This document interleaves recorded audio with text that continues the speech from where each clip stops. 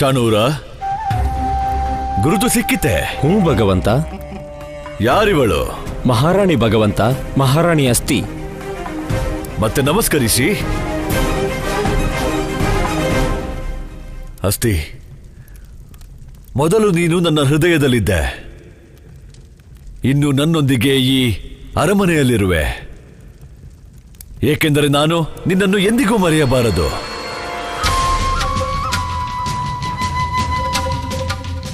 ಆದರೆ ನನ್ನ ಸ್ವತಂತ್ರ ಪತ್ನಿ ಪ್ರಾಪ್ತಿ ನನ್ನನ್ನು ಮರೆತಿದ್ದಾಳೆ. ಪ್ರಲಬ್ಧ, ಹೇಳಿ ಭಗವಂತ. ಪತ್ತೆ ಮಾಡು, ಪ್ರಾಪ್ತಿ ತನ್ನ ಬಿಡುಗಡೆಯ ಉತ್ಸವವನ್ನು ಎಲ್ಲಿ ಮತ್ತು ಯಾರೊಂದಿಗೆ ಆಚರಿಸುತ್ತಿದ್ದಾಳೆ?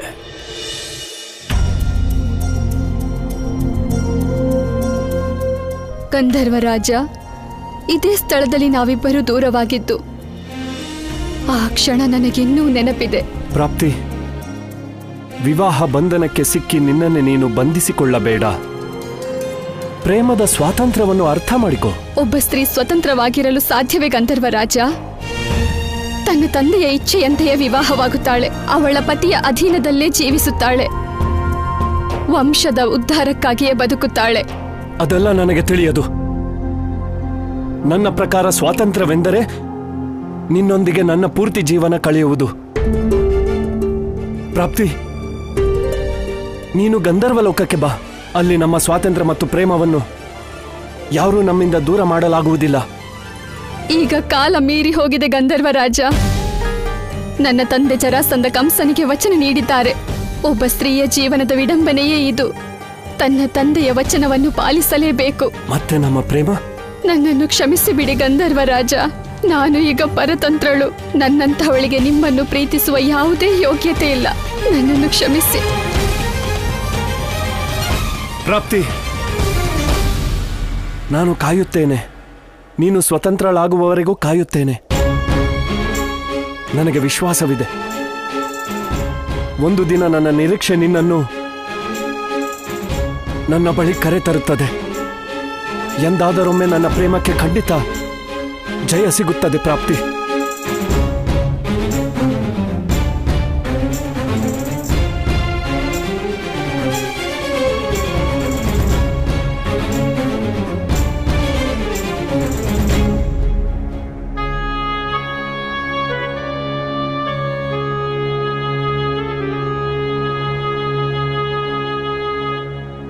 ನೀವು ಹೇಳಿದ್ದು ಸತ್ಯ ಗಂಧರ್ವರಾಜ.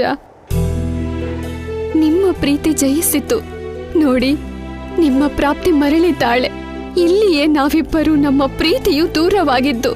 ಈಗ ನಾನು ಇಲ್ಲಿಯೇ ನಿಮಗಾಗಿ ಕಾಯುತ್ತಿರುತ್ತೇನೆ. ಕೃಷ್ಣ, ಇವನ್ ಯಾರೋ ಹೊಸ ಗೊಲ್ಲ ಅನ್ಸುತ್ತೆ.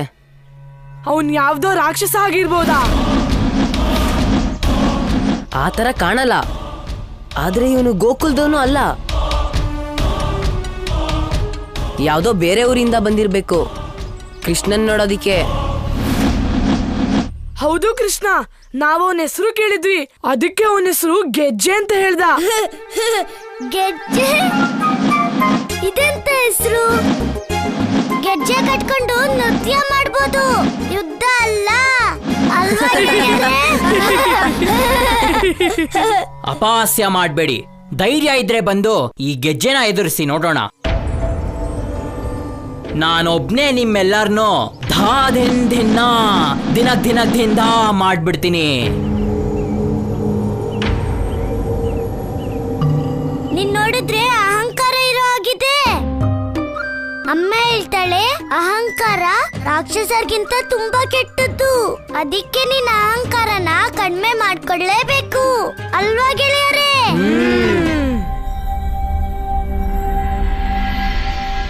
ಕೇವಲ ಯುದ್ಧ ಮಾಡುವುದರಿಂದ ಮಾತ್ರ ನನಗೆ ಗೊತ್ತಾಗೋದು ಗೋಕುಲದಲ್ಲಿ ಉತ್ಕಚನನ್ನು ಕೊಲ್ಲುವಂತವ್ರು ಯಾರಿದ್ದಾರೆ ಅಂತ.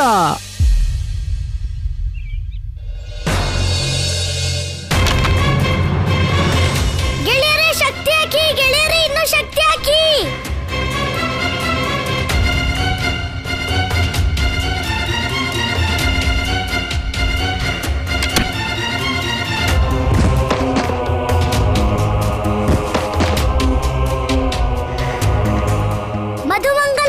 ಹಿಂದೆಯಿಂದ ಆಕ್ರಮಣ ಮಾಡಿ. ಗೆಳೆಯ ಜೀವಕ, ನೀನು ಉದ್ದ ಇರೋದನ್ನ ಉಪಯೋಗಿಸ್ಕೋ.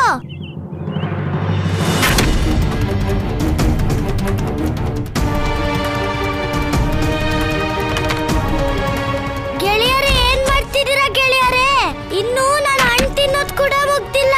ಇದನ್ನ ನಾನು ತಿನ್ ಮುಗ್ಸೋವರೆಗೂ ಆದ್ರೂ ಹೋರಾಡಿ. ಗೆಳೆಯ ದಾಮ, ಈ ಹಣ್ಣು ತಿನ್ನು.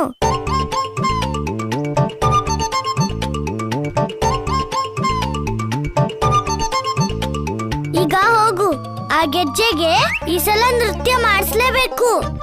ಕೃಷ್ಣ, ಇವನು ಸಾಧಾರಣ ಹುಡುಗ ಅಲ್ಲ, ತುಂಬಾ ಶಕ್ತಿಶಾಲಿ ಅನ್ಸತ್ತೆ. ಇವನಿಗೆ ನಾಟ್ಯ ಮಾಡ್ಸದ್ ಬಿಡು. ಇವನಿಂದ ಏಟ್ ತಿಂದು ನನ್ಗೆ ನಿಂತ್ಕೊಳಕ್ ಆಗ್ತಿಲ್ಲ. ಹೇ ಕೃಷ್ಣ, ನಿನ್ ಗೆಳೆಯರೆಲ್ಲ ನನ್ ಮುಂದೆ ನೊಣಗಳ ತರ ಹಾರೋಗ್ಬಿಟ್ರು. ಬಾ, ಸ್ವಲ್ಪ ನಾನೂ ನೋಡ್ತೀನಿ ನಿನ್ನ ಹತ್ರ ಎಷ್ಟು ಶಕ್ತಿ ಇದೆ ಅಂತ. ಏನಾಯ್ತು ಕೃಷ್ಣ, ನನ್ನ ಅಹಂಕಾರ ಇಳ್ಸಲ್ವಾ? ತಗೋ ಕೋಲನ್ನ, ಬಾ ಕಾಡಕ್ಕೆ ನೋಡೋಣ.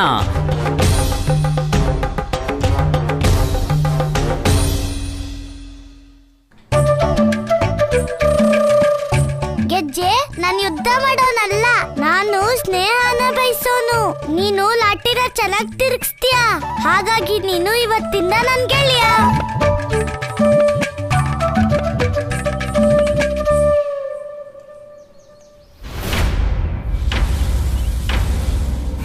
ನಿನ್ ಗೆಳೆಯ ಆಗೋದಾ? ಗೆಳೆತನ ಯಾವಾಗ್ಲೂ ನಮ್ ಸಮವಾಗಿರೋರ ಹತ್ರ ಮಾಡ್ಬೇಕು. ನಿನ್ನ ನೋಡಿದ್ರೆ ಗೊತ್ತಾಗ್ತಿದೆ ನಿನ್ಗೆ ಲಾಟಿ ಹಿಡ್ಕೊಳಕ್ಕೂ ಬರಲ್ಲ ಅಂತ. ಹಾ, ಯಾಕಂದ್ರೆ ನಾನು ಕೊಳ್ಳಲ್ಲಿ ಹಿಡ್ಕೊತೀನಿ. ಮತ್ ನಿನ್ ಕೊಳಲ್ ಹಿಡ್ಕೊಂಡ್ ನಡಿ ಇಲ್ಲಿಂದ. ನನ್ನನ್ನು ಎದುರಿಸೋ ತಾಕತ್ತಿರೋರ್ನ ಹೋಗಿ ನಿಮ್ಮೂರಿಂದ ಕರ್ಕೊಂಬಾ. ನಿಮ್ಮಲ್ಲಿ ಯಾರಾದ್ರೂ ಇದ್ದಾರಾ ಈ ಗೆಜ್ಜೆನ ಎದುರಿಸೋ ತಾಕತ್ತಿರೋರು?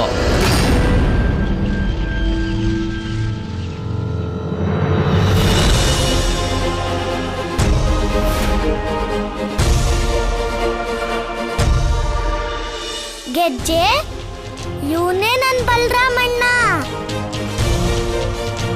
ಇವನು ಸ್ನೇಹ ಅಲ್ಲ, ಯುದ್ಧ ಮಾಡ್ತಾನೆ. ಇವತ್ ನಿನ್ಗೆ ಗೊತ್ತಾಗ್ಲೇಬೇಕು, ನಿನ್ ಲಾಟಿಲ್ ಶಕ್ತಿ ಇದೆಯಾ ಅಥವಾ ನನ್ನ ಅಣ್ಣನ್ ಗದೆಯಲ್ಲಿದೆಯಾ?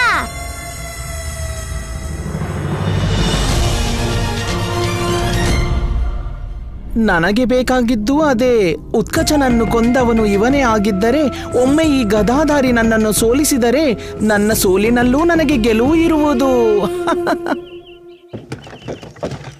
ಪುಷ್ಪ, ಪುಷ್ಪ, ನಾನ್ ಬಂದ್ಬಿಟ್ಟೆ. ಲಲಿತಾ, ವಿಶಾಖ, ಬೇಗ ಬನ್ನಿ, ರಾಧೆ ಬಂದಿದ್ದಾಳೆ.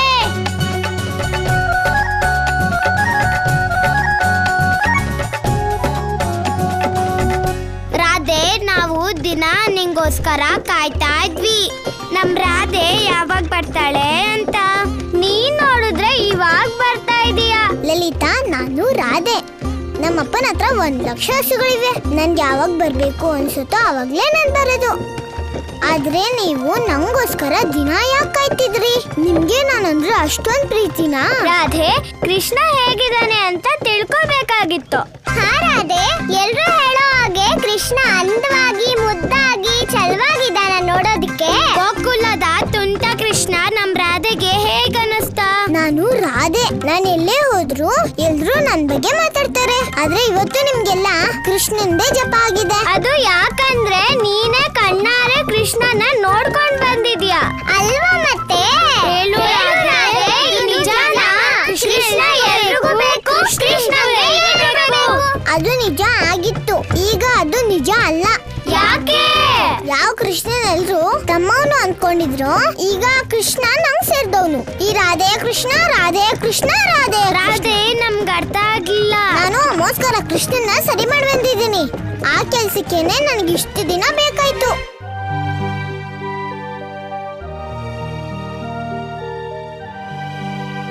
ಆದ್ರೆ ರಾಧೆ, ಕೃಷ್ಣ ತುಂಬಾನೇ ತಂಟೆ ಮಾಡ್ತಾನೆ ಅಂತ ನಾನು ಕೇಳಿದ್ದೀನಿ. ಅವನನ್ನ ಸರಿ ಮಾಡಕ್ಕೆ ಆಗಲ್ವಂತೆ. ಅದನ್ನೇ ನಾನು ಹೇಳ್ತಿರೋದು. ಅವನು ಅವನೀಗ ಮೊದ್ಲಿನ ಕೃಷ್ಣ ಅಲ್ಲ, ನಂಬಕ್ಕೆ ಆಗದಿರೋ ಅಷ್ಟು ಬದಲಾಗಿದ್ದಾನೆ. ಆ ಕೃಷ್ಣ ಈಗ ಹೇಗಿದ್ದಾನಂದ್ರೆ ಈ ರಾಧೆಗ್ ಬೇಕಾದಾಗ ಬದಲಾಗಿದ್ದಾನೆ. ಈಗ ನಾನು ಹೇಳಿದ ಮಾತಿನಂತೆ ನೀವು ನಡಿಬೇಕು, ಯಾಕಂದ್ರೆ ನನ್ನ ಹೆಸರು ರಾಧೆ.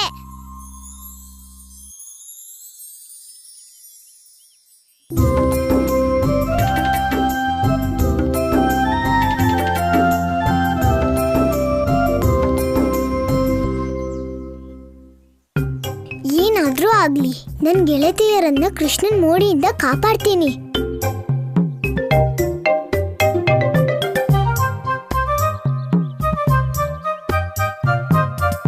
ನಾನಿದೆ ನಂಬಲ್ಲ. ರಾಧೆ ಹೇಳೋದ್ರಿಂದ ಏನಾಗತ್ತೆ? ಕೃಷ್ಣ ಬರೀ ರಾಧೆ ಗೆಳೆಯ ಅಲ್ಲ, ಕೃಷ್ಣ ಎಲ್ರಿಗೂ ಸೇರ್ದವನು.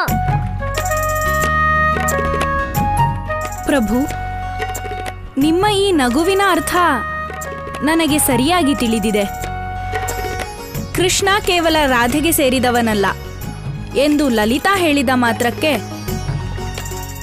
ನೀವು ಲಲಿತಾಗೆ ಸೇರಿದವರಲ್ಲ. ದೇವಿ, ನಾನೇನು ನುಡಿಯಲೇ ಇಲ್ಲ. ನೀನು ಕಾರಣವಿಲ್ಲದೆ ಕೋಪಗೊಂಡಿದ್ದೀಯ. ನಿಮ್ಮ ಮೇಲೆ ಕೋಪವಿಲ್ಲ, ನನಗೆ ಲಲಿತಾಳ ಮೇಲೆ ಕೋಪ. ಅವಳು ವಿಷ್ಣು ಲೋಕದಲ್ಲಿದ್ದಾಗಲೂ ಅವಳ ದೃಷ್ಟಿ ನಿಮ್ಮ ಮೇಲೆ ಇರುತ್ತದೆ. ಅದಕ್ಕಾಗಿಯೇ ನಾನು ಅವಳಿಗೆ ಭೂಮಿಗೆ ತೆರಳಲು ಅನುಮತಿ ನೀಡಿದ್ದು. ಅವಳಿಗೆ ನಿಮ್ಮ ಬಾಲಲೀಲೆ ನೋಡುವ ಆಸೆ ಇತ್ತು. ಈಗ ನನಗೆ ಅರ್ಥವಾಗುತ್ತಿದೆ. ವಿಷಯ ಅಷ್ಟೇ ಅಲ್ಲ. ದೇವಿ, ಕೃಷ್ಣನ ಎಲ್ಲ ಗೆಳೆಯರು ಮತ್ತು ರಾಧೆಯ ಎಲ್ಲ ಗೆಳತಿಯರು ನಮ್ಮ ಪರಮ ಭಕ್ತರು ಹಾಗೂ ವಿಷ್ಣು ಲೋಕದ ವಾಸಿಗಳು. ಭಕ್ತಿಯಿಂದಾಗಿ ಅವರು ನಮ್ಮೊಂದಿಗೆ ಭೂಮಿಯಲ್ಲಿ ಜನಿಸಿದ್ದಾರೆ. ನೀನು ಅವರ ಭಕ್ತಿಯನ್ನು ಪ್ರೇಮವೆಂದುಕೊಳ್ಳಬೇಡ. ಪ್ರಭು, ನನಗೆ ಅದೆಲ್ಲ ತಿಳಿಯದು. ಆದರೆ ಲಲಿತಾಳ ಭಕ್ತಿಯನ್ನು ನಾನು ಸರಿಯಾಗಿ ತಿಳಿದಿದ್ದೇನೆ.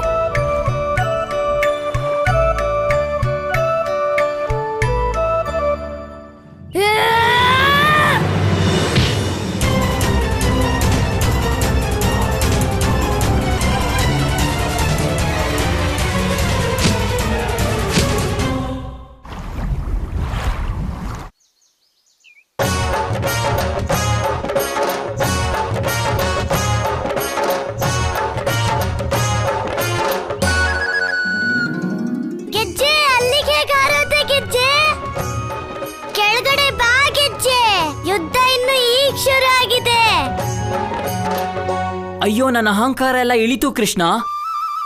ನಿನ್ನ ಅಣ್ಣನ ಶಕ್ತಿ ಏನು ಅಂತ ಗೊತ್ತಾಯ್ತು. ಒಂದೇ ಇಟ್ಗ ಕೆಳಗಡೆ ಬಾ. ಮೊದ್ಲು ನನ್ ಶಕ್ತಿ ಬಗ್ಗೆ ಸರಿಯಾಗಿ ತಿಳ್ಕೊ ನೀನು, ಆಗ ನಿಂಗೆ ಯಾವಾಗ್ಲೂ ನೆನ್ಪಿರುತ್ತೆ. ಬಲರಾಮಣ್ಣ, ನಿಮ್ ಈ ಶಕ್ತಿನ ನಾನು ಜೀವನ ಪೂರ್ತಿ ಮರೆಯೋದೇ ಇಲ್ಲ. ನಾನೀ ಜಗತ್ತನ್ನ ಪೂರ್ತಿ ತಿರುಗಿ ಎಲ್ಲಾರನ್ನೂ ಹೋರಾಟಕ್ಕೆ ಕರೀತಾ ಇರ್ತೀನಿ. ಆದ್ರೆ ನಿನ್ನಂತ ಬಲಶಾಲಿ ನನಗೆಲ್ಲೂ ಸಿಗ್ಲೇ ಇಲ್ಲ. ಗೆಜ್ಜೆ, ನೀನಿನ್ನೂ ನನ್ ಶಕ್ತಿನ ಸರಿಯಾಗಿ ನೋಡೇ ಇಲ್ಲ.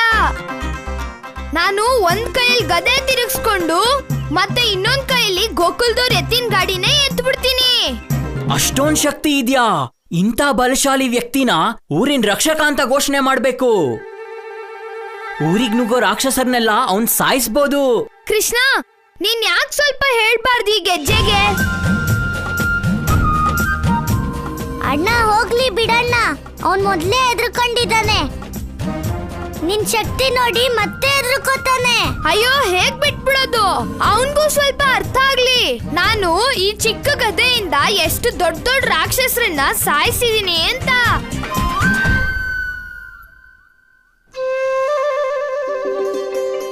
ಈ ಅಣ್ಣನ್ಗಂತೂ ತಿಳಿಯೋದೇ ಇಲ್ಲ. ಸ್ವಲ್ಪ ಹೊಗಳಿದ್ರೆ ಸಾಕು, ಎಲ್ಲ ಸತ್ಯನೂ ಹೇಳ್ಬಿಡ್ತಾನೆ. ಬಹುಶಃ ಈ ಬಲರಾಮ ನಾನು ಹುಡುಕುತ್ತಿರುವ ಬಾಲಕನೇ ಆಗಿರಬಹುದೇ? ರಾಕ್ಷಸನ? ಬಲರಾಮಣ್ಣ, ನೀನು ಯಾವ್ಯಾವ ರಾಕ್ಷಸರನ್ನ ಸಾಯಿಸಿದ್ಯಾ? ಏನ್ ಹೇಳಿ ಗೆಜ್ಜೆ, ಎಲ್ಲಾರ ಹೆಸರು ನೆನ್ಪಿರಲ್ಲ ಅಲ್ವಾ? ಹಾ ಹೌದು, ಮೊನ್ನೆ ಗೋಕುಲಕ್ಕೆ ಶರೀರ ಇಲ್ದಿರೋ ರಾಕ್ಷಸ ಬಂದಿದ್ದ, ಉತ್ಕಚ. ನಾನು ಅವನ್ನ ಇದೇ ಗದೆಯಿಂದ ಎಷ್ಟ್ ಹೊಡೆದೆ ಅಂದ್ರೆ ಶರೀರ ಇಲ್ದಿದ್ದೋನು ಜೀವನು ಇಲ್ದಿದ್ದಂಗ ಆಗೋದಾ?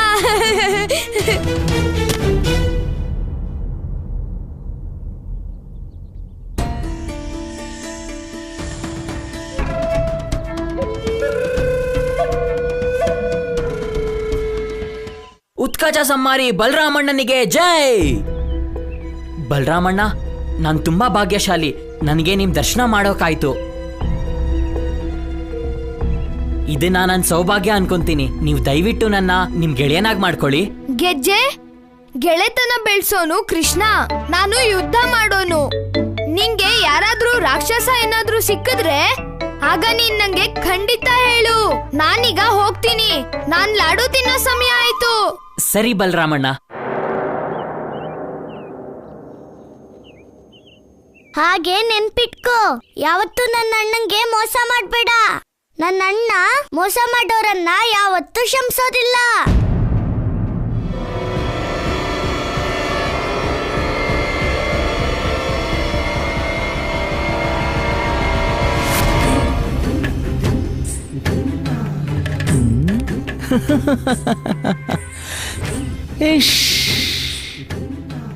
ಸ್ನೇಹ ಭಾವದಿಂದಲೇ ಎಲ್ಲ ತಿಳಿಯಲಾಗುವಾಗ ಮೋಸ ಮಾಡುವುದೇಕೆ? ಉತ್ಕಚ ಸಂಹಾರಕ ಬಲರಾಮ, ಈಗ ನಿನ್ನ ಸಂಹಾರವೂ ಆಗುತ್ತದೆ ನನ್ನ ಬಾಲ್ಯದ ಸಖ ಕಂಸನ ಹಸ್ತದಿಂದ. ಧಾ ದಿನ್ ಧಿನ್ನ ಧಿನಕ್ ಧಿನಕ್ ದಿನ ಧಾ.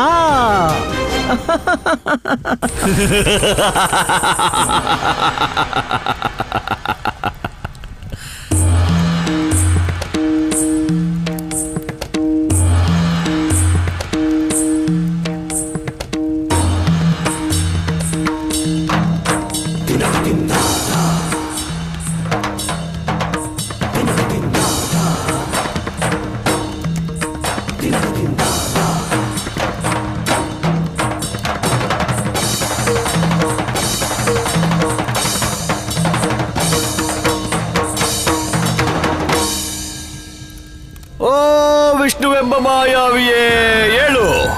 ಈಗ ಬರಲಿ ಸಿಡಿಲು ಗುಡುಗುಗಳು, ನನ್ನ ಪ್ರಾಣವ ಸೆಳೆಯುವ ನುಡಿಗಳು. ಬಾ ಪುನಃ ಸ್ವರವೆತ್ತಿ ಗರ್ಜಿಸಲು.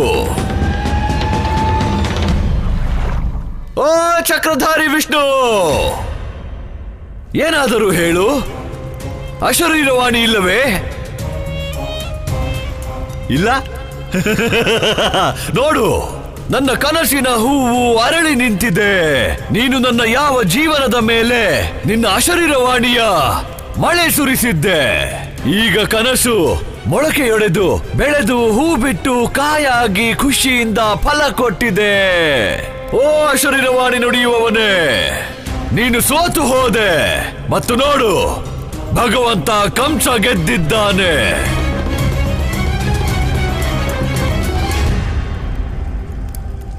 ಅರ್ಥವಾಗಲಿಲ್ಲವೇ? ನಾನು ಅರ್ಥ ಮಾಡಿಸುತ್ತೇನೆ. ನಾನು ಅವನನ್ನು ಹುಡುಕಿ ಬಿಟ್ಟೆ. ಯಾರನ್ನು ನೀನು ಇಷ್ಟು ವರ್ಷಗಳಿಂದ ಬಚ್ಚಿಟ್ಟಿದೆಯಲ್ಲ, ನನ್ನ ಪ್ರಿಯ ಸೋದರಿ ದೇವಕಿ ಅಷ್ಟಮ ಪುತ್ರನನ್ನು ನನ್ನ ಬಾಲ್ಯದ ಗೆಳೆಯ ಹುಡುಕಿದ್ದಾನೆ. ಮತ್ತು ಆ ಬಾಲಕನ ಹೆಸರು ಬಲ.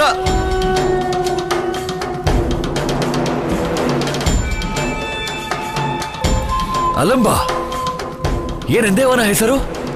ಬಲರಾಮ. ಬಲರಾಮ, ಬಲರಾಮ ಅವನ ಹೆಸರು.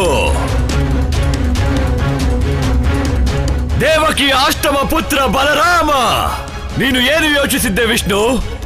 ನಿನ್ನ ಪೂರ್ವಾವತಾರ ರಾಮನಾಮಕ್ಕಿಂತ ಮೊದಲೇ ಬಲವೆಂಬ ಶಬ್ದ ಜೋಡಿಸಿದ ಮಾತ್ರಕ್ಕೆ ನೀನು ಭಗವಂತ ಕಂಸನಿಗಿಂತ ಅಧಿಕ ಬಲಶಾಲಿಯಾಗುವೆಯಾ? ಇಲ್ಲ. ನೀನು ನಿನ್ನ ಬಲರಾಮನನ್ನು ಭೂಮಿಗೆ ನನಗೆ ಪರಮಗತಿ ನೀಡಲು ತಂದೆಯಲ್ಲ. ಈಗ ನೋಡು, ನಾನು ಅವನಿಗೆ ಯಾವ ಗತಿ ಕಾಣಿಸುತ್ತೇನೆಂದು.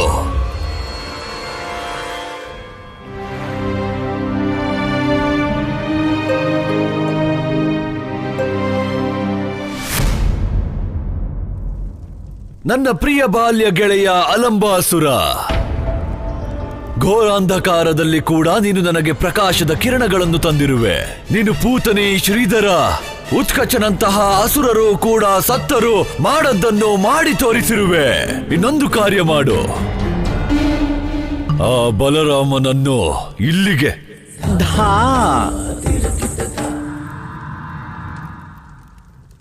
ಹೇ ಸಖ, ಉದಾಸೀನನಾಗಬೇಡ. ಹೋಗು, ಹೋಗಿ ನಿದ್ರಿಸು. ಏಕೆಂದರೆ ನೀನು ಎಚ್ಚರಗೊಂಡಾಗ ಆ ಬಾಲಕ ಬಲರಾಮನ ಶಿರ ನಿನ್ನ ಕೈಯಲ್ಲಿ ಇರುತ್ತದೆ. ವಿಶ್ವಾಸ, ಅತಿ ವಿಶ್ವಾಸವೇ ನಿನ್ನಂತಹ ಅಸುರರನ್ನು ಮುಳುಗಿಸುತ್ತದೆ ಅಲಂಬ. ಇದೇ ಅತಿ ವಿಶ್ವಾಸದ ಕಾರಣ ಪೂತನಿ, ಶ್ರೀಧರ, ಉತ್ಕಚನ ಅಂತ್ಯವಾಯಿತು. ಮತ್ತು ನನಗೆ ಇಷ್ಟವಿಲ್ಲ ಗೆಳೆಯ, ನೀನು ಕೂಡ. ಧಾ ಧಾ ದಿನ್ ಧಾ. ಕಂಸ, ನಿನಗೆ ನನ್ನ ಮೇಲೆ ವಿಶ್ವಾಸವಿಲ್ಲದಿದ್ದರೆ ನಾನು ಹೊರಡುತ್ತೇನೆ. ಆದರೆ ನನ್ನನ್ನು ನೋಡಲು ಅವಶ್ಯವಾಗಿ ಬಾ. ನಿನ್ನ ಬಾಲ್ಯ ಸಖನನ್ನು ಈ ಮೊದಲು ಮರೆತಿದ್ದೆಯಲ್ಲ, ಹಾಗೆ ಮತ್ತೆ ಮರೆಯಬೇಡ. ದಿನಕ್ ದಿನಕ್ ದಿನ್ ಥಾ.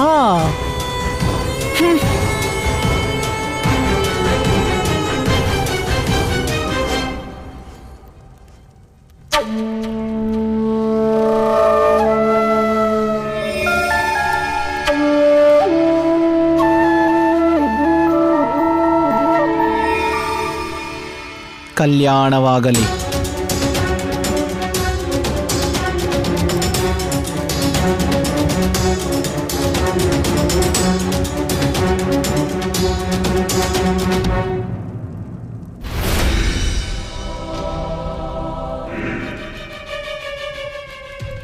ಥಾ ದಿನ್ ಧಾ.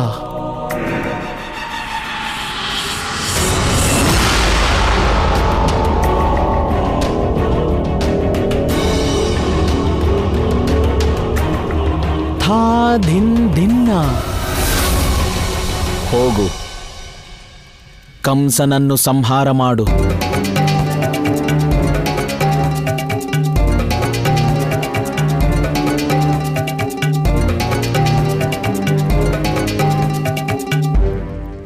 ಅನಾಚಾರಿ, ಪಾಪಿ, ಅಧರ್ಮಿ ಕಂಸ, ಇಂದು ನಾನು ನಿನ್ನನ್ನು ಜೀವಂತ ಉಳಿಸೋದಿಲ್ಲ. ಪ್ರಲಬ್ಧ, ನಿಲ್ಲು ಪ್ರಲಬ್ಧ. ನಾನು ನಿನ್ನ ಭಗವಂತ, ನನ್ನ ಆದೇಶ ಪಾಲಿಸು. ಇಂದು ನಿನ್ನ ಅಪರಾಧಗಳಿಗೆ ನ್ಯಾಯ ನೀಡ್ತೇನೆ ಪಾಪಿ ಕಂಸ. ಪಾಪಿ, ಅಪರಾಧಿ, ನ್ಯಾಯ ಏನು? ಏನಾಗಿದೆ ನನ್ನ ಸ್ವಾಮಿ ಭಕ್ತ?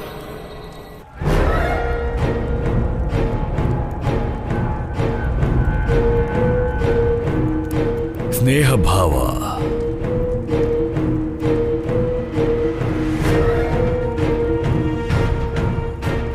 ಶಾಂತನಾಗು ಪ್ರಲಬ್ಧ.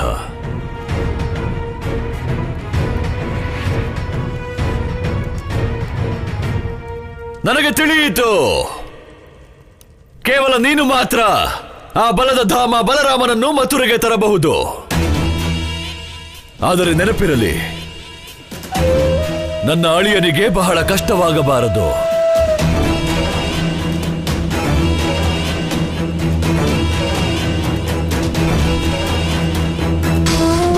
ಭಗವಂತ, ಇದೆಲ್ಲ ಏನು ಭಗವಂತ ಭಗವಂತ? ಯಾರ್ಯಾರಿಂದ ಸಂಮೋಹಿತನಾಗಿ ಬಿಡುತ್ತೀಯೋ?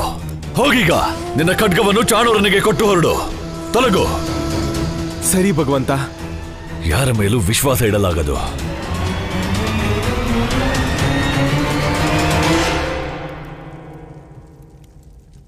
ತನ್ಮಿತ್ರ ಯತ್ರ ವಿಶ್ವಾಸ. ಯಾರಲ್ಲಿ ವಿಶ್ವಾಸವಿಡಬಹುದೋ ಅವನೇ ಮಿತ್ರ. ಮತ್ತು ನನಗೆ ನನ್ನ ಬಾಲ್ಯದ ಗೆಳೆಯನ ಮೇಲೆ ಪೂರ್ಣ ವಿಶ್ವಾಸವಿದೆ. ಈಗ ಆಗಲಿದೆ ಆ ಬಲರಾಮನ ದಿನ್ನ ದಿನಕ ದಿನಕ ದಿನ್ನ.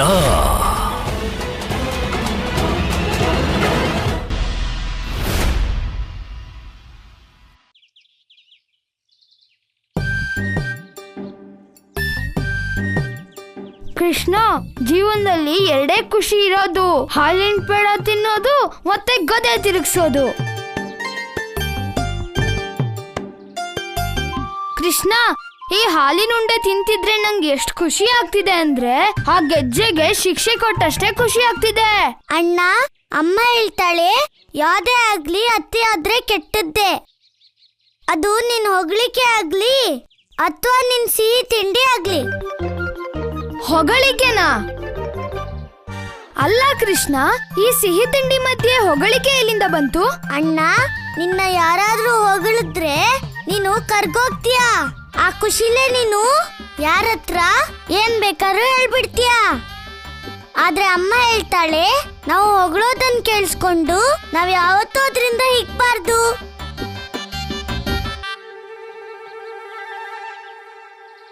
ಅಯ್ಯೋ ಕೃಷ್ಣ, ನಾನ್ ಯಾರ ಹತ್ರನೂ ಏನು ಹೇಳೇ ಇಲ್ವಲ್ಲ. ಯಾರಿಗೇನ್ ಹೇಳ್ಬೇಕಿತ್ತು? ಯಾವ ವಿಷಯದ ಬಗ್ಗೆ ಮಾತಾಡ್ತಾ ಇದ್ದೀರಾ?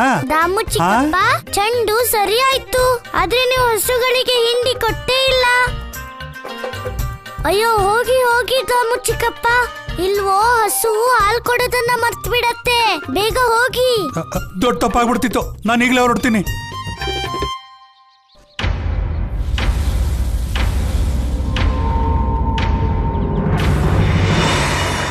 ಕೃಷ್ಣ, ನಾನ್ ಯಾರ ಹತ್ರ ಏನ್ ಹೇಳ್ದೆ ಹೇಳು? ಅಣ್ಣ, ನೀನು ಆ ಗೆಜ್ಜೆಗೆ ಅದನ್ನ ಯಾಕೆ ಹೇಳಿದ್ದು? ನೀನು ಆ ರಾಕ್ಷಸ ಉತ್ಕಚನ್ನ ನಿನ್ನ ಶಕ್ತಿಶಾಲಿ ಗದೆಯಿಂದ ಸಾಯಿಸಿದ್ದು. ಕೃಷ್ಣ, ಆದ್ರೆ ನಿಜಾನೂ ಅದೇ ಆಗಿತ್ತಲ್ವಾ? ನಾನ್ ಗದೆಯಿಂದನೇ ತಾನೇ ಉತ್ಕಚ ಸತ್ತಿದ್ದು. ನಿಜ ಏನಿದ್ಯೋ ಅದನ್ನ ಹೇಳೋದ್ರಲ್ಲಿ ತಪ್ಪೇನಿದೆ? ಅಯ್ಯೋ ಅಣ್ಣ, ಆ ಗೆಜ್ಜೆ ಈ ವಿಷಯನ ಬೇರೆ ಯಾರಿಗಾದ್ರೂ ಹೇಳ್ಬಿಟ್ರೆ ಏನ್ ಮಾಡೋದು? ಕೃಷ್ಣ, ನಾನಿದನ್ನ ಯೋಚನೆ ಮಾಡಿರ್ಲಿಲ್ಲ. ಯಾರಾದ್ರೂ ಗೋಕುಲ್ವಾಸಿಗಳಿಗೆ ಈ ವಿಷಯ ಗೊತ್ತಾದ್ರೆ ಅವರು ನನ್ನ ಎತ್ತಿನ ಗಾಡಿ ತಳ್ಳೋದ್ರ ಜೊತೆಗೆ ರಾಕ್ಷಸನ್ ಸಾಯಿಸಕ್ಕೂ ಕೂಡ ನನ್ನೇ ಕರೀತಾರೆ. ಈ ಅಣ್ಣನ್ಗಂತೂ ಏನು ಅರ್ಥನೇ ಆಗಲ್ಲ. ನೀನ್ ಸರಿಯಾಗೇ ಹೇಳ್ದೆ ಕೃಷ್ಣ. ಗೆಜ್ಜೆ ನನ್ನ ಹೊಗಳಿದ್ ಕೇಳಿ ನಾನ್ ನನ್ ಕೆಲ್ಸನೇ ಜಾಸ್ತಿ ಮಾಡ್ಕೊಂಡೆ. ಧಾ ಧಿನ್ ಧಿನ್ನ. ಈಗ ಜಾಸ್ತಿ ಕೆಲಸ ಮಾಡೋದಕ್ಕೆ ಜಾಸ್ತಿ ಶಕ್ತಿ ಬೇಕಾಗುತ್ತೆ. ಈಗ ಜಾಸ್ತಿ ಶಕ್ತಿ ಪಡೆಯಕ್ಕೆ ನಾನು ಆ ಎಲ್ಲ ಪೇಡ ಮತ್ತೆ ಆ ಲಾಡುನೆಲ್ಲ ಖಾಲಿ ಮಾಡ್ಬೇಕಾಗುತ್ತೆ. ಅಲ್ಲಿವರೆಗೂ ಈ ಕಷ್ಟದಿಂದ ದೂರ ಆಗಕ್ಕೆ ಒಂದು ಉಪಾಯ ಯೋಚಿಸು. ಅಣ್ಣ,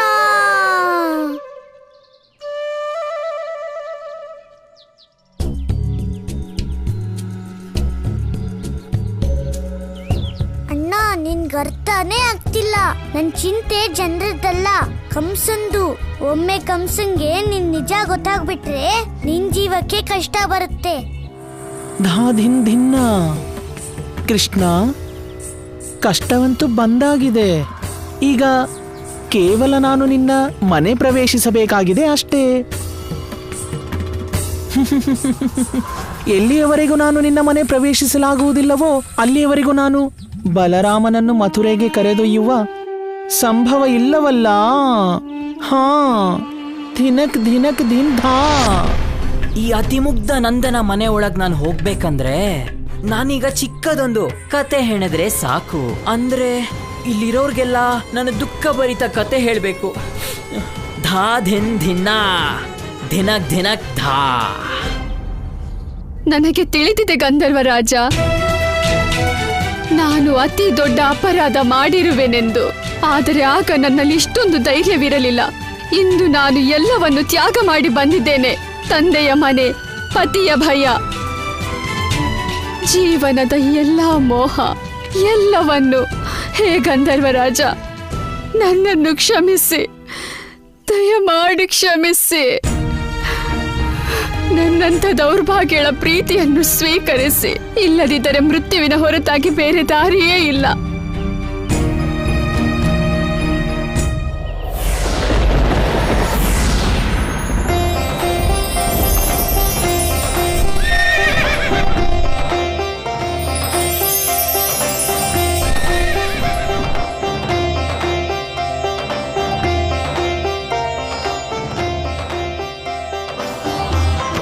ಪುಷ್ಪಗಳು, ಇದರ ಅರ್ಥವೇನು?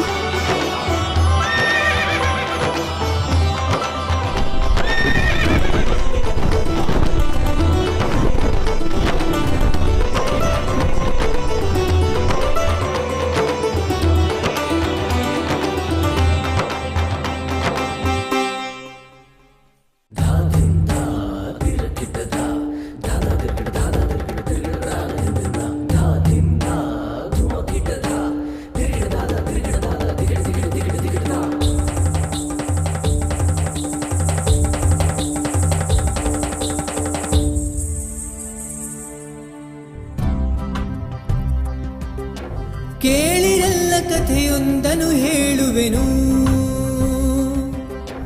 ಕೇಳಿರೆಲ್ಲ ಕಥೆಯೊಂದನು ಹೇಳುವೆನು. ಒಬ್ಬ ಪುಟ್ಟ ಬಾಲಕನ ಬಾಳಿನ ವ್ಯಥೆಯನ್ನು ಹೇಳುವೆನು, ಕೇಳಿರೆಲ್ಲ ಕಥೆಯೊಂದನು ಹೇಳುವೆನು, ಕೇಳಿರೆಲ್ಲ ಕಥೆಯೊಂದನು ಹೇಳುವೆನು.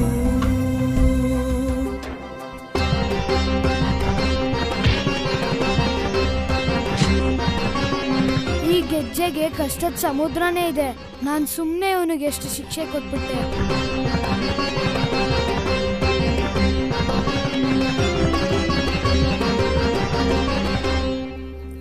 ಮಾತೆಯ ಮಮತೆಯ ಸೆರಗಿನ ನೆರಳನ್ನು ನೀಡುವರದಲ್ಲ ಸಿಗಲೇ ಇಲ್ಲ, ವಾತ್ಸಲ್ಯದಿ ನೀವರಿಸಲು ಕುರುಳನ್ನು ತಂದೆಯ ಪ್ರೀತಿ ಸಿಗಲೇ ಇಲ್ಲ. ಊರಿಂದೂರಿಗೆ ಅಲಿಯುತ್ತಲಿರುವ ಅಯ್ಯೋ, ಬಲರಾಮಣ್ಣನ ಕಣ್ಣಲ್ಲಿ ನೀರ. ಈ ಗೆಜ್ಜೆ ಅವನ್ ದುಃಖದ ಕಥೆ ಹೇಳಿ ನನ್ನನ್ನ ನಂಬಿಸ್ತಿದ್ದಾನೆ. ನೋವಿಯುವ ಘನ ಸಂತಾಪ ಸಹಿಸಿ, ಬಾಳಿನ ದುಷ್ಕರ ತಾಪ ಸಹಿಸಿ, ರೋಮ ರೋಮದಲ್ಲಿ ಪ್ರೀತಿ ತಳೆದು ಬರುವಿ ಬಾಲಕನನು ಬಳಿಗೆ ಕರೆದು. ನೋಡುವ ಗೆಳೆಯರು ಬಂಧುಗಳಿಲ್ಲ, ಎದುರಾಳಿ ಇಲ್ಲ, ವೈರಿಗಳಿಲ್ಲ. ಈತನು ಹಸಿದರು ನೀರಡಿಸಿದರು, ಮಾತಿಗೂ ಕೇಳುವ ಜನರಾರಿಲ್ಲ.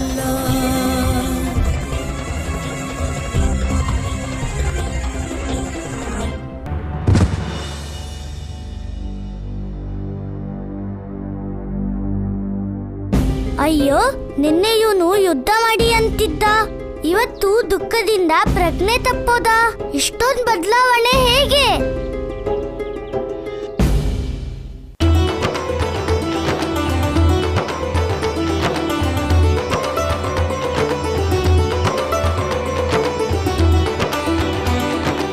ಗಂಧರ್ವ ರಾಜ, ನನ್ನಂಥ ದೌರ್ಭಾಗ್ಯಳ ಪ್ರೀತಿಯನ್ನು ಸ್ವೀಕರಿಸಿದಿರಾ? ಪ್ರಾಪ್ತಿ, ನಾನು ವರ್ಷಗಳಿಂದ ಇದೇ ಕ್ಷಣಕ್ಕೆ ಪ್ರತೀಕ್ಷೆ ಮಾಡುತ್ತಿದ್ದೆ. ನನಗೆ ಸಂತೋಷವಾಗಿದೆ. ನೀನು ನನ್ನ ಪ್ರೇಮದಲ್ಲಿ ವಿಶ್ವಾಸವಿಟ್ಟೆ ಮತ್ತು ನನ್ನನ್ನು ಸ್ವೀಕಾರ ಮಾಡಿದೆ.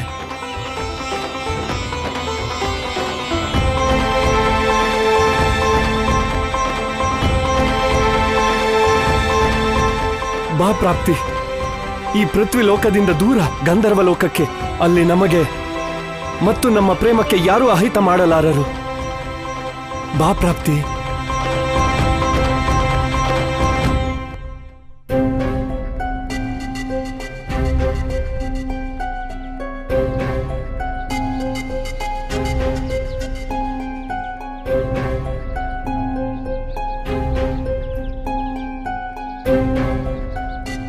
ಅಯ್ಯೋ ಹುಡುಗನೇ, ಏನಾಯ್ತು?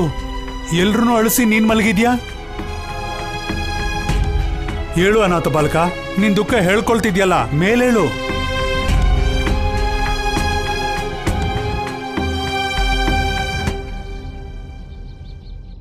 ನೀವೆಲ್ಲ ನನ್ನ ಕ್ಷಮಿಸ್ಬಿಡಿ. ನನ್ನ ದುಃಖ ನೆನ್ಪಾಗಿ ನನಗೆ ಪ್ರಜ್ಞೆ ತಪ್ಪೋಯ್ತು. ನಾನಾದ್ರೂ ಏನ್ ಮಾಡಕ್ಕಾಗುತ್ತೆ? ಜಗತ್ ನನಗೆ ಯಾವ ದುಃಖ ಕೊಟ್ಟಿದ್ಯೋ ಆ ದುಃಖದ ಹಾಡೇ ಹಾಡ್ತೀನಿ.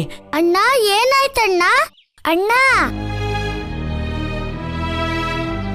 ತಪ್ಪಾಗೋಯ್ತು ಕೃಷ್ಣ, ತುಂಬಾ ದೊಡ್ಡ ತಪ್ಪು. ಯಾರ ಮೇಲೆ ದಯೆ ತೋರಿಸ್ಬೇಕಿತ್ತು ಅವನಿಗೆ ಕೆಟ್ಟ ಕೈಗಳಿಂದ ಶಿಕ್ಷೆ ಕೊಟ್ಬಿಟ್ಟೆ. ಈ ನನ್ನ ದುಃಖದಿಂದ ನಿಮ್ ಹೃದಯ ಕರಗಿದ್ರೆ, ಈ ನನ್ನ ವ್ಯತೆ ನಿಮ್ ಕೆಲ್ಸಕ್ಕೆ ಬಂದಿದ್ರೆ, ನಿಮ್ಗೆಲ್ಲ ನನ್ನ ದಾದಿಂದ ನೃತ್ಯದಿಂದ ಖುಷಿಯಾಗಿದ್ರೆ, ನನಗ್ ಸ್ವಲ್ಪ ಊಟ ಕೊಡಿ ಸಾಕು. ಅಷ್ಟೇ ನನ್ನ ದುಃಖಕ್ಕಿರೋ ಬೆಲೆ, ಅಷ್ಟೇನೆ. ಹಾ, ನಿನ್ ದುಃಖ ಕೇಳಿದ್ಮೇಲೆ ನಾನು ಎಲ್ಲ ಮರ್ತು ಬಿಟ್ಟಿದ್ದೆ. ನಾನು ಈಗಲೇ ನಿನ್ನ ಊಟಕ್ಕೆ ಎಲ್ಲ ವ್ಯವಸ್ಥೆನೂ ಮಾಡ್ತೀನಿ.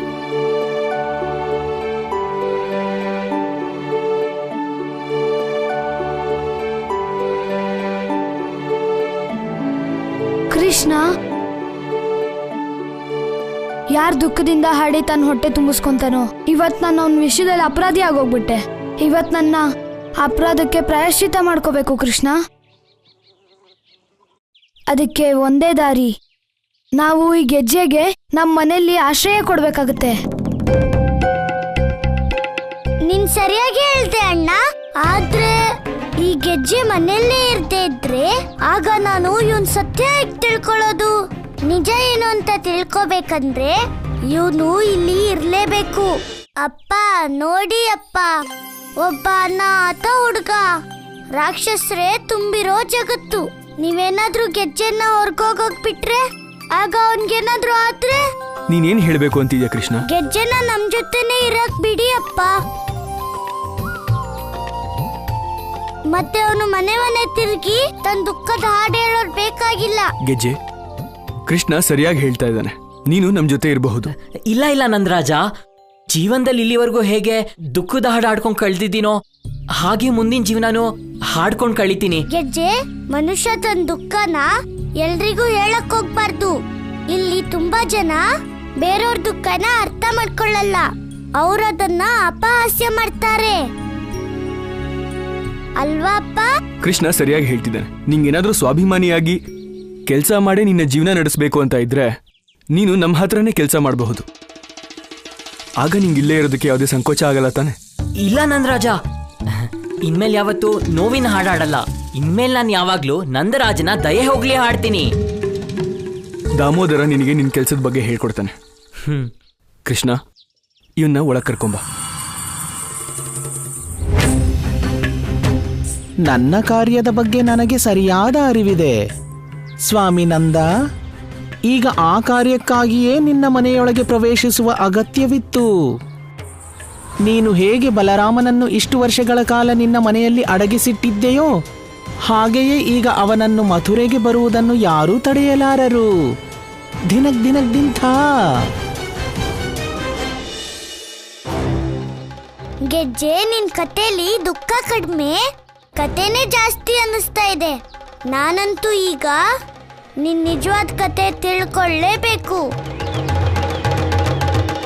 ನನ್ ಜೀವನದಲ್ಲಿ ಯಾರನ್ನೂ ನನ್ ಗೆಳೆಯನಾಗ್ ಮಾಡ್ಕೊಂಡಿಲ್ಲ. ಆದ್ರೆ ನಾನ್ ನಿನ್ ದುಃಖ ಕೇಳಿದ್ಮೇಲೆ ನಿನ್ನ ನನ್ ಗೆಳೆಯ ಮಾಡ್ಕೊಳಕ್ ನಿರ್ಧಾರ ಮಾಡಿದೀನಿ. ಈಗ ನೀನು ನನ್ ಕೊನೆಲೇ ಇರ್ಬೇಕು. ನಡಿ ನನ್ ಜೊತೆ.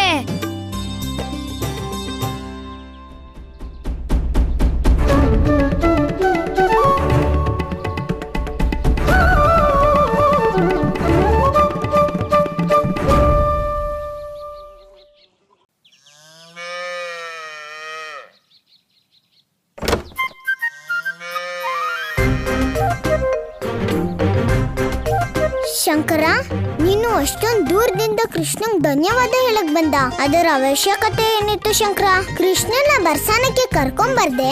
ನಾನು ಅವನಿಗೆ ಉಪಕಾರ ಮಾಡಿದ್ದೇನು ನಿಜ. ಯಾಕಂದ್ರೆ ನಾನು ರಾಧೆ. ನಮ್ಮ ಅಪ್ಪನ ಹತ್ರ 1,00,000 ಹಸುಗಳಿವೆ. ನಾವ್ ಯಾವಾಗ್ಲೂ ಬೇರೆಯವ್ರಿಗೆ ಒಳ್ಳೇದೇ ಮಾಡ್ತಿರ್ತೀವಿ. ಗೊಲ್ಲ